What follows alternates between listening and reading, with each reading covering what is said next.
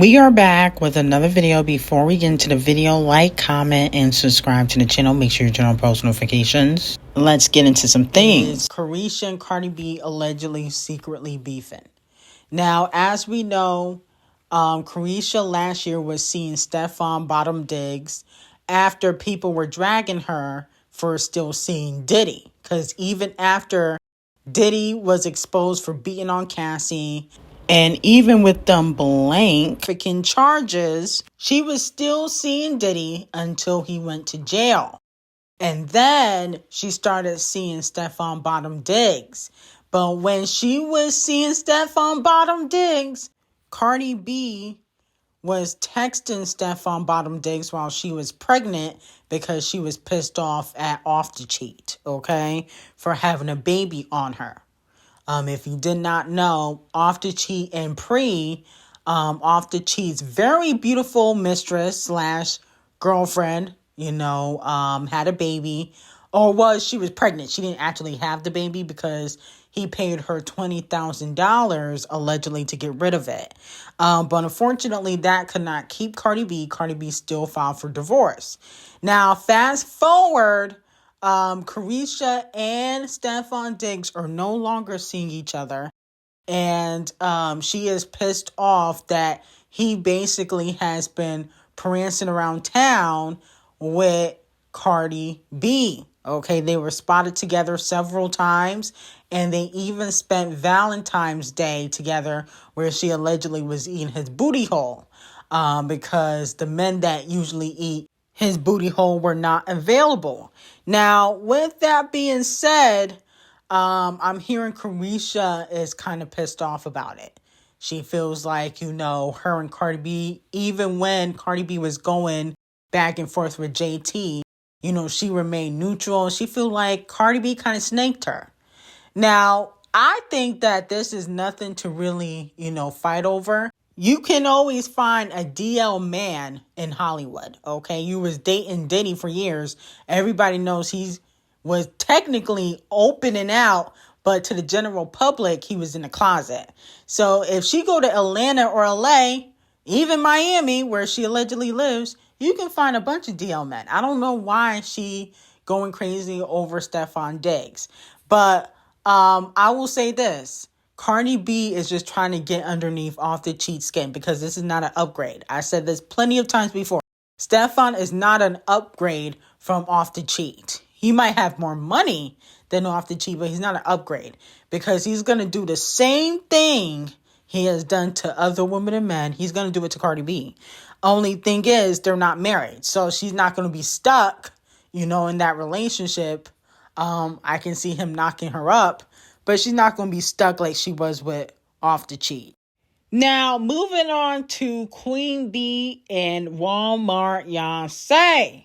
Okay, as we know, Walmart Beyoncé has been prancing around town with Burna Boy. She was over in Nigeria for weeks, and every time she was with Burna Boy, there was a camera crew. Okay, and I believe her and Burna Boy are really PR from his side, not necessarily Chloe's side.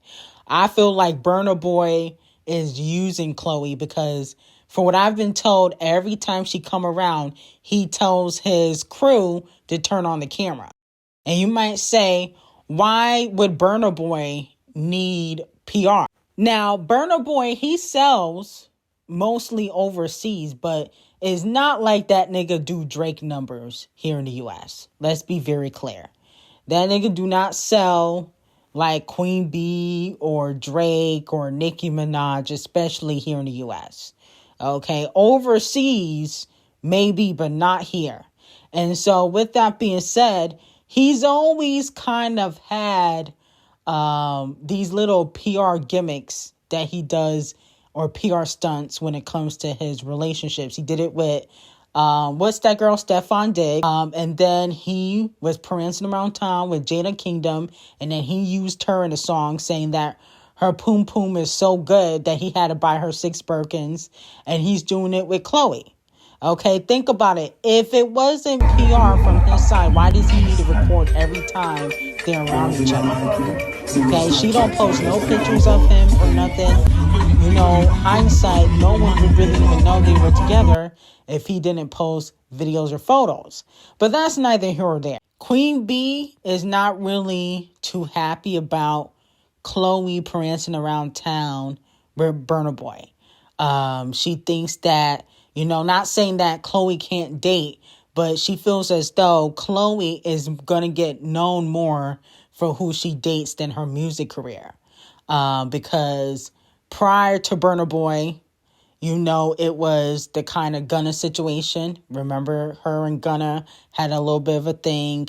Memphis debate, that wasn't really huge, you know. But then, you know, her and Diggy, when she was on Grownish, there was a rumor that they had a bit of a thing. So Queen B feels like Chloe's dating life has become the center of her image or how people look at her versus her music.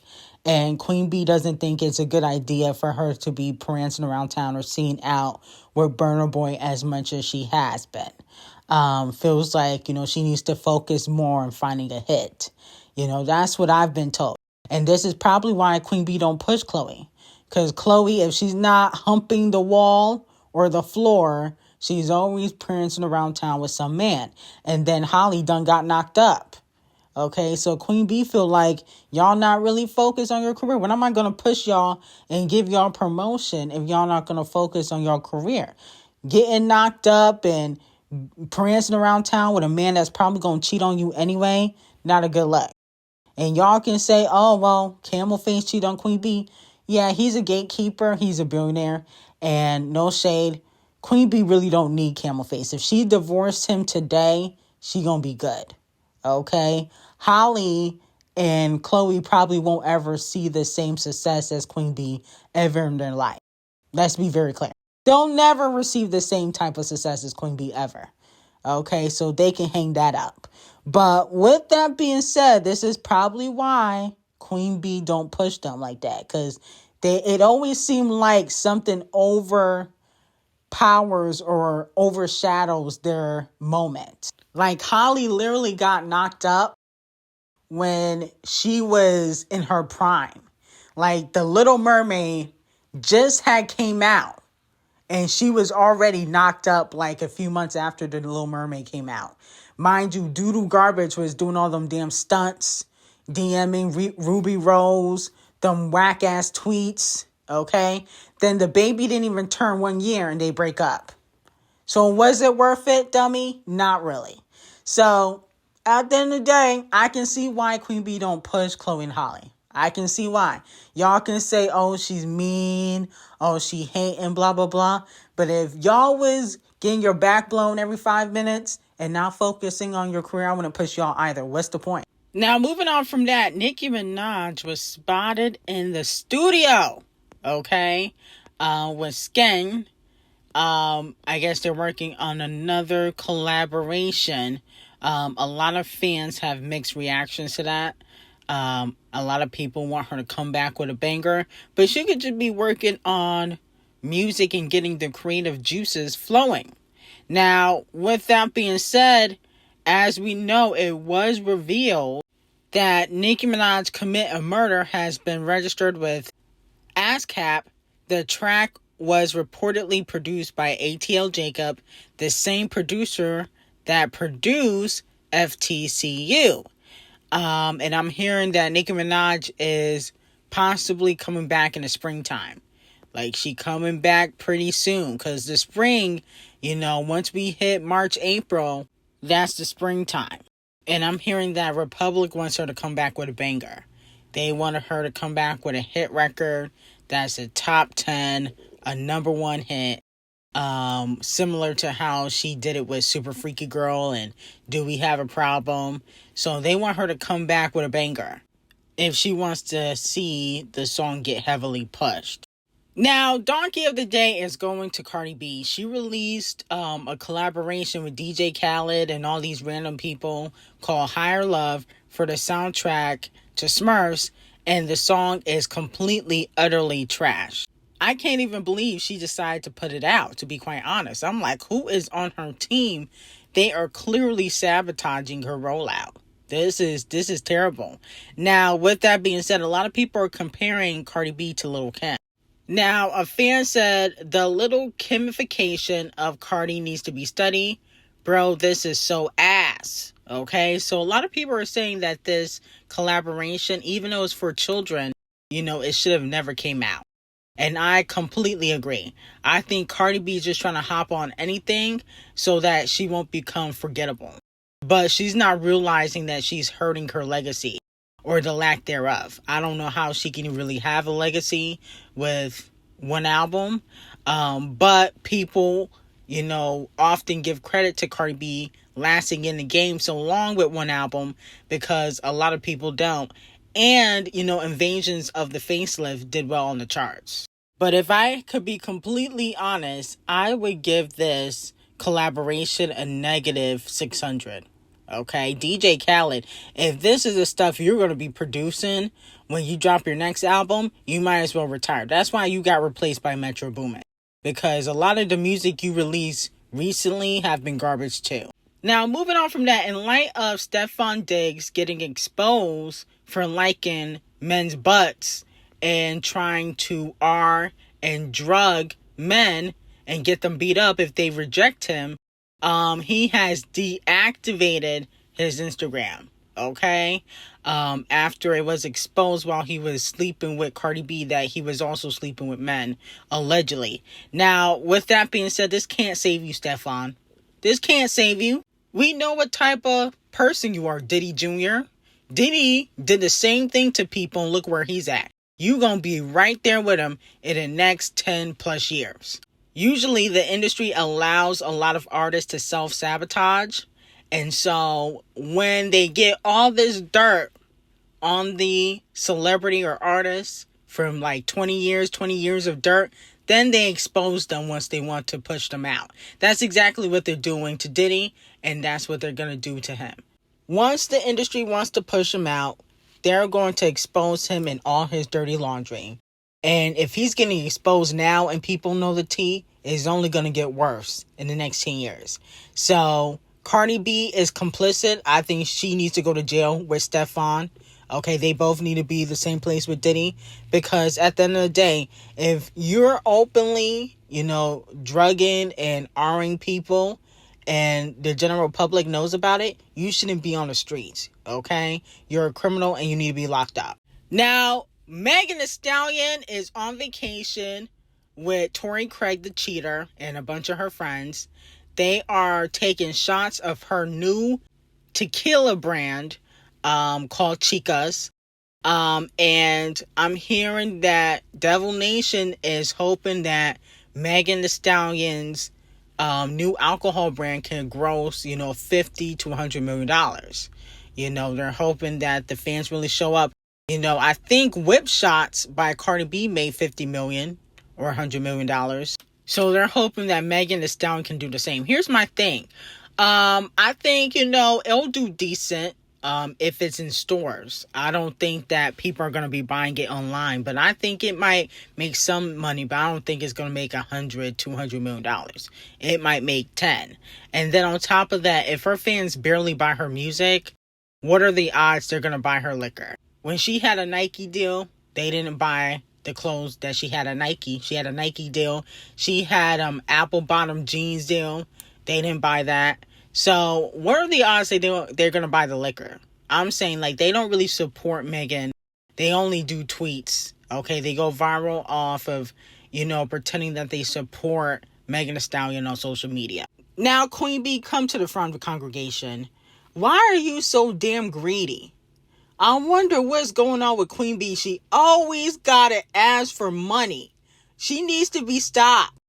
Okay? Instead of asking and begging for money, she needs to push Walmart, Beyonce, and Holly. Let them make you some money. You won't even allow them to make you money, even though you own a label, because you're too busy trying to sabotage them. Why is Queen B out here selling sacred necklaces? Come on now. This is just being greedy. Who the hell wants a sacred necklace? That don't even make no damn sense. You could at least put Beyonce on it. I mean, even Blue Ivy. I think people would wear a Blue Ivy necklace or a Beyonce necklace, but a sacred necklace, come on now, Queen Bee. You just so damn thirsty. Goodness gracious, Camel Face must be putting you to work. Okay? Because every damn day you want to sell something. Every day. You being greedy. Your tickets are like $4,000. Now you're trying to sell us a necklace that's fake for $100? Come on now. Donkey of the day to Queen Bee. I really hate to do this, but Queen Bee's being greedy. Okay, and some of the hive, y'all got to see that Queen Bee, something is going on behind the scenes. She shouldn't be asking for money like this. You just got to deal with Ulta Beauty. Next thing you know, she's going to be trying to sell us Parkwood toothbrushes. Okay? I mean, come on now. Stop it. Now, Kung Fu Kenny is dominating on the Apple and Payola charts. He's still the #1 rapper on global and US Payola. And not only that, he has the #1 song on Apple Music with Luther. Okay? Give Me a Hug is #2 by Champagne Thickums. Nokia is at #3, and Not Like Us is at #4. And then on top of that, Luther is supposed to go #1 on the Hot 100 next week. Congratulations to Kung Fu Kenny. I'm very much happy about that because I feel like Luther should have went #1 months ago. Okay? Last week it should have went #1, especially since, I think last week was Valentine's Day. But better late than never. It will be his 7th #1 on the Hot 100. Okay? So congratulations to Kung Fu Kenny. Now, they have released a list for the best-selling singles in the world in 2024. #1, Beautiful Things. #2, Espresso. #3, Lose Control. #4, Birds of a Feather by Big Billy. #5, A Bar Song. #6, Too Sweet. 7, I Had Help. Not Like Us is the only rap song in the top 10 for the best-selling singles in the world in 2024. And then we got Stick Season at #10. So congratulations to everybody on the list. And, Kung Fu Kenny, he ate it up in 2024. So let's see if he will dominate in 2025. Now, J. Cole put out a new song on his blog. It's called Clouds. And I'm going to say I thought the song was decent. Would it be in my playlist? No. But he's a conscious rapper. So, a lot of the music that he makes may not be playlist worthy, but he really be spitting in his raps. I like how he talked about, AI replacing humans and taking people's jobs. That's something that I talked about on Patreon. The Patreon family know. We've discussed that a lot. I liked how he talked about lack of physical ownership in the streaming era. And he also talked about how a lot of these billionaires that y'all got running the country are greedy. So me personally, I like the topics that he discussed. I thought, the song was very lyrical. He was really spitting facts. So I'm going to give J. Cole his 8s. You know what I'm saying? It would have been a 10 if I could put in my playlist. This is not something I would put in my playlist or listen to in the car. But I do respect him putting out something, okay? So, congratulations to J. Cole. It looks like he will be dropping his next album, The Fall Off, pretty soon. Now, Doechii scored a K-pop collaboration. Why didn't y'all tell me she was doing K-pop? Doechii is that girl. She put out, actually Jenny put out her collaboration with Doechii. And I like the collaboration. I'll be honest with you. I think this song sounds better than the song she did with Katy Perry. Let's be very clear. I think it was called Extra L, and the music video, in my opinion, was pretty nice too. So, I'm going to give Doechii and Jenny their 10s for this. Especially Doechii, because she's been in her bag. Okay? She just won a Grammy. Her streams are doing well. She got a K-pop collaboration. Now, allegedly, she's going to be put out her Doechii collaboration pretty soon. That might be for her album. She is winning. Now, moving on from that, I'm going to have to give Coco Jones Donkey of the Day. Reason being is because Coco Jones put out a song called Taste, which samples Britney, the icon. And I'm be honest with you, the song was trash and the music video was giving Normani. I'm like, who is this? It was definitely giving Normani, in my opinion. And it seems as though Tate Murray and Coco Jones, they don't want to be original. And I get it, Normani's not putting out music, but y'all know y'all be copying that girl. Y'all know y'all be copying everything she do. So I'm going to have to give, unfortunately, I'm going to have to give Coco Jones Donkey of the Day. The song wasn't really worth putting out, in my opinion. Now, it was reported that DJ Khaled becomes the second person to receive a black coffin at his Florida residence, following 6ix9ine days prior. Khaled's coffin reads R.I.P. OVO Champagne Thickums, while the one 6ix9ine reads R.I.P. King Von. Okay? Whoever doing that, they need to receive Donkey of the Day. This is corny. And where is DJ Khaled's security? How was it even allowed to get on his residence? I can see 6ix9ine because 6ix9ine probably broke. But DJ Khaled should have money. This is embarrassing. So Donkey of the Day to DJ Khaled too. But anyway, I got some hot tea on Patreon. Link will be in the description. Have a great day.